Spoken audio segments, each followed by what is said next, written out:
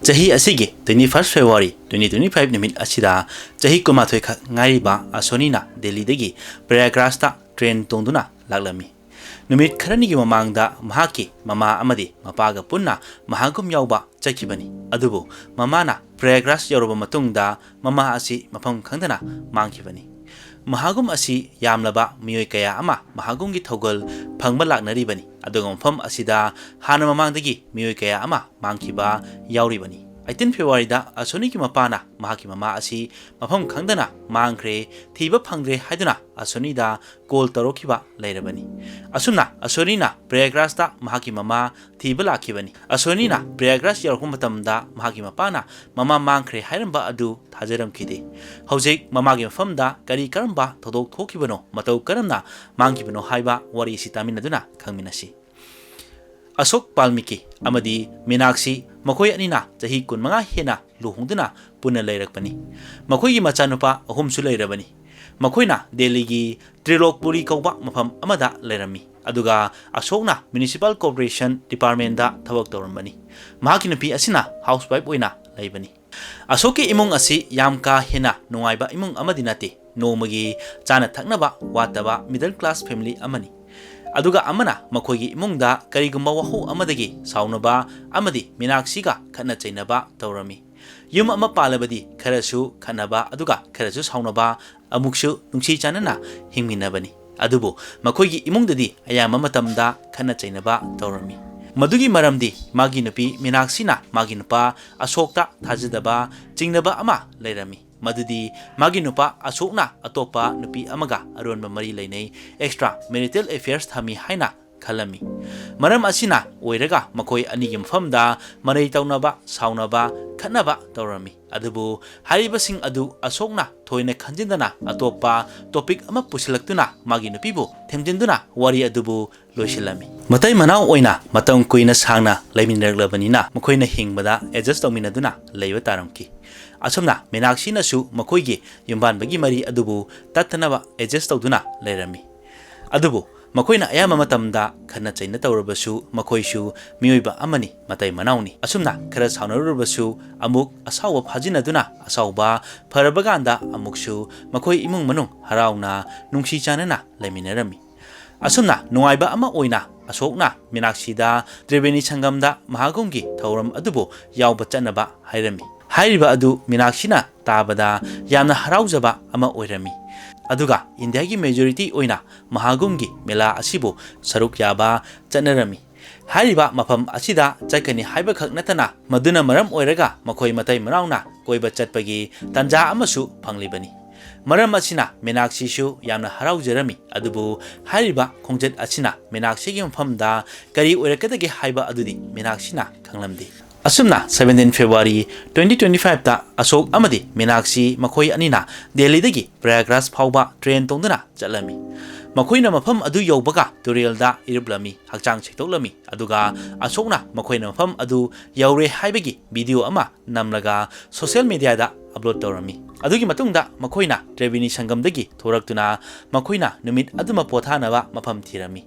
aduga mahagumgi yamlaba miyam ama lakpa aduna maram oiraga mafam aduda leiba hotel sing ahangba amata phangnaramdi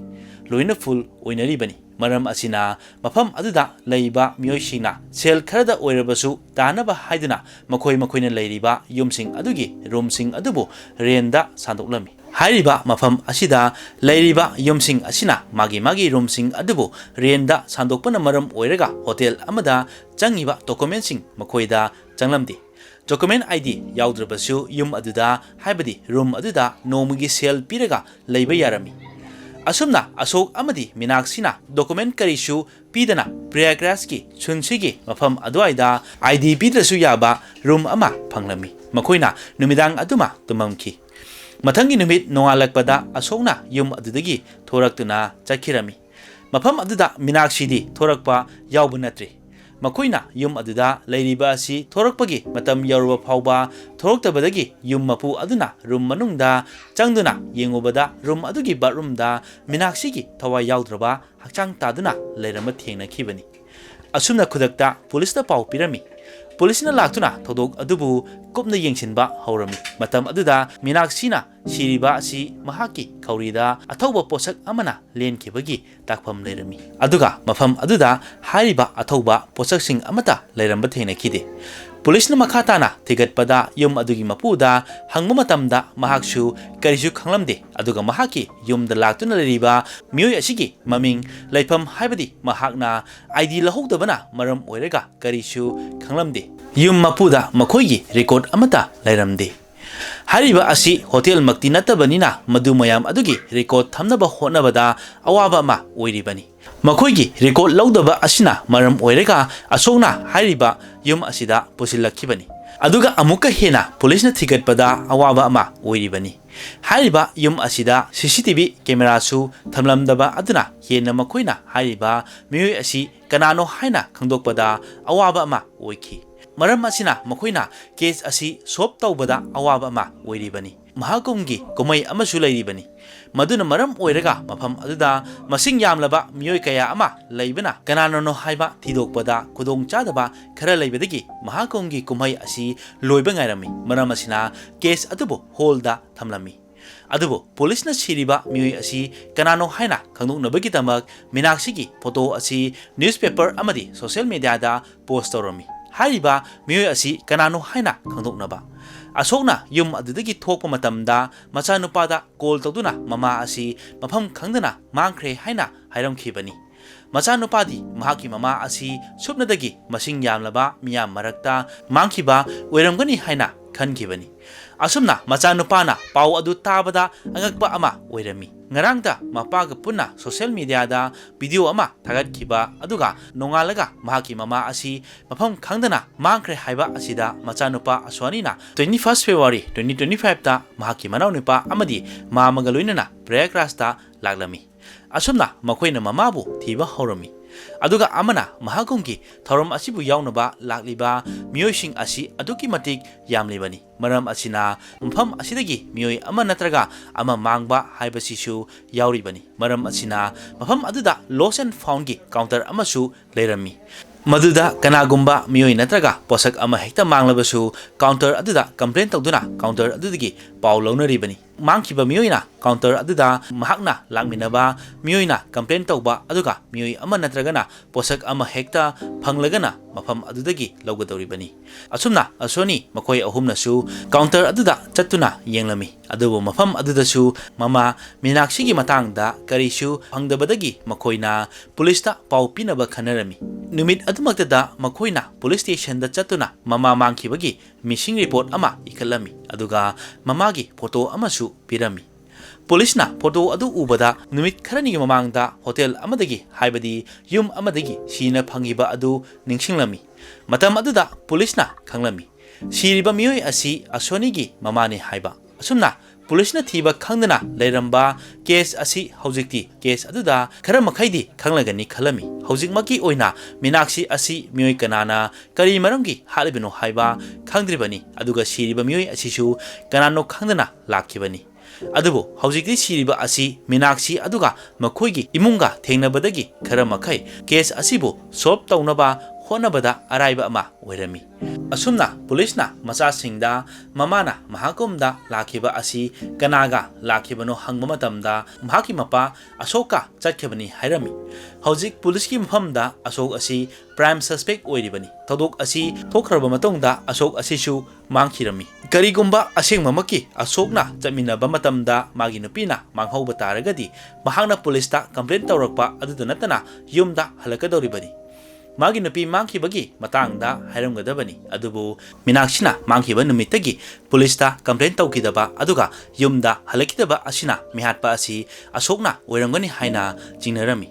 ꯑꯁꯨꯝꯅ ꯄꯨꯂꯤꯁꯅ ꯑꯁꯣꯛꯇ ꯆꯤꯡꯅꯔꯤꯉꯩꯗ ꯑꯁꯣꯛꯀꯤ ꯌꯨꯝꯒꯤ ꯃꯤꯑꯣꯏꯁꯤꯡꯅ ꯃꯈꯣꯏ ꯑꯅꯤ ꯇꯣꯏꯅ ꯈꯠꯅꯕ ꯑꯗꯨꯒ ꯑꯁꯣꯛꯅ ꯑꯇꯣꯞꯄ ꯅꯨꯄꯤ ꯑꯃꯒ ꯑꯦꯛꯁꯇ꯭ꯔꯥ ꯃꯦꯔꯤꯇꯦꯜ ꯑꯦꯐꯤꯌꯔꯁ ꯂꯩꯕꯒꯤ ꯃꯇꯥꯡꯗꯁꯨ ꯇꯝꯂꯝꯃꯤ, ꯃꯗꯨꯅ ꯄꯨꯂꯤꯁꯇ ꯍꯥꯏꯔꯤꯕ ꯃꯤꯁꯤ ꯑꯁꯤꯗ ꯆꯦꯟꯅꯔꯤꯕ ꯃꯤꯑꯣꯏ ꯑꯁꯤ ꯑꯇꯩ ꯀꯅꯥꯅꯁꯨ ꯅꯠꯇꯦ ꯃꯥꯒꯤ ꯃꯄꯨꯔꯣꯏꯕ ꯑꯁꯣꯛꯅ ꯍꯥꯠꯄꯅꯤ ꯍꯥꯏꯕ ꯈꯪꯂꯝꯃꯤ꯫ ꯑꯗꯨꯕꯨ ꯍꯧꯖꯤꯛꯃꯛꯀꯤ ꯑꯣꯏꯅ ꯑꯁꯣꯛ ꯑꯁꯤ ꯃꯐꯝ ꯈꯪꯗꯅ ꯂꯣꯠꯈ꯭ꯔꯕꯅꯤ꯫ ꯄꯨꯂꯤꯁꯅ ꯑꯁꯣꯛꯄꯨ ꯐꯥꯅꯕꯒꯤꯗꯃꯛ ꯄ꯭ꯂꯥꯟ ꯈꯔ ꯇꯧꯕ ꯍꯧꯔꯝꯃꯤ꯫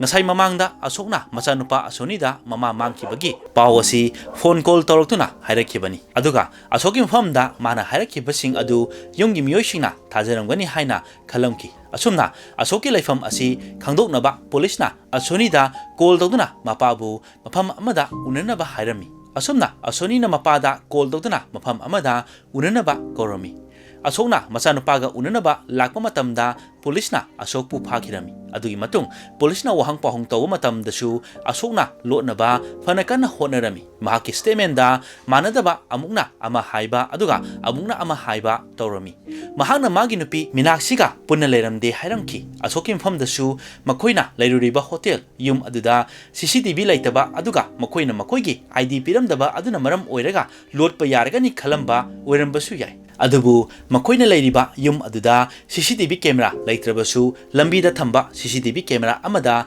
makoi anina chaminabagi footage ama phanglami hariba footage sing adu yenghanbada lotpa yadabadagi aseng maloina haidorakhibani asokna police da hairakpada mahakna minaksiga punna leiminaba pamlamdi mahakna mahagum laktringaigi tha ahumgi mamangdagi minaksibu hatnaba plan tawba haukrabani mamangda panjakiba asoki nupi minaksina magi nupa asi atopa nupi amaga mari leine haiba adusu asingmamaki municipal department da thabak tawbi sanitarial worker amaga extramarital affair leirami haiba adu minaksina khanglakpadagi makoi ani khanaba horokhibani makoigi marakta ayama matamda khanaba aduna asokna minaksi asibu pamlamdabani mahakna minaksibu khainaraga atopa nupi aduga luhongduna leiminaba pamlami adubu hairibasing asi minaksina yakidabani maram asina asokna minaksibu hatnabagi plan tawkhibani hariba plan asida minaksibu hatlabasu mahak asi miyoi amana hatpa manhandana hatkadawribani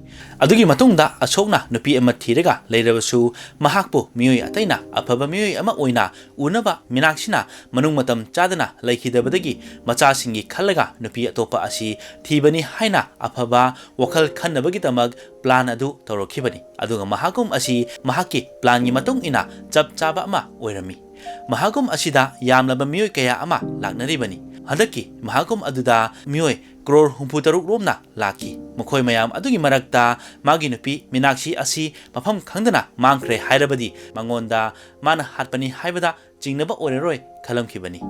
adubu mana tawriba plan adu oithokpa yaroidaba thajaba watpa plan ama oibana mahakpu police na phakibani aduga amana miyoi amana kana khanglaroi mahakna tawriba plan adu perfect oire haina khallabasu aranba phataba thabak tawba miyoi gidi nongma natraga nongma suksoi soidana khangnarakani haiba asi thamjage aduga asok amadi minaksina mahagumgi mafam yauraba matungda makoi anina photo video namlaga social media da thagalamkhibani miyoi ama hektana yengma matamda makoi ani asi yamna nungsi chanana leiminei asokna minaksi hatpani haibada thajaroi khandana photo video sing adu thagatkhibani adugi matungda asoki plan gi matung ina makoina legadaba hotel adu CCTV camera thamdaba aduga makoigi ID nidaba hotel khandoktuna changkhibani makoina room manung yoroba matungda asokna maga khangnaduna leiriba nupi adugi matangda wari tawrambani madudasu minaksina sarongki makoi ani marai tawnarami aduga minaksina bathroom da change haiduna chakkiba matamda maningdagi asokna minaksibu phajinduna khaurida thangna lenkhibani asumna minaksibu hatkibani adugi matungda asokna sizinakhiba thangsing adu mahagumgi mafam amada thamba dustbin da hapsinkibani adugi matungda yumda call tawduna haikibani minaksi asi mafam khangdana mangkhre mahakna thiba phangdre yamna chamjaba kariju khangdaba ama sakibani karigumba asoki machanupa asonina makoigi mamabu thiba laklamdrabadi asokna plan tawduna magi nupi minaksi hatkiba asi khanglamdabasu yai adubo machanupa amadi makoigi mamana mama minaksibu Prayagraj ta thiba lakhibadagi haiba thodok asi asokna tawkhibani haiba khangmangamkhibani masini ngasi asengba thokhiba thodok amagi wari asi tabirba matungda adomda kari phawibagi haiba comment tawduna khanganbiru aduga thodok wari asi tahanjaba matamda soiki lankiba yaurabasu tabirba singna ngakpinaba haijari aduga iroiloibada channel asibu support tawbiduna like share comment amadi subscribe tawba kawbigano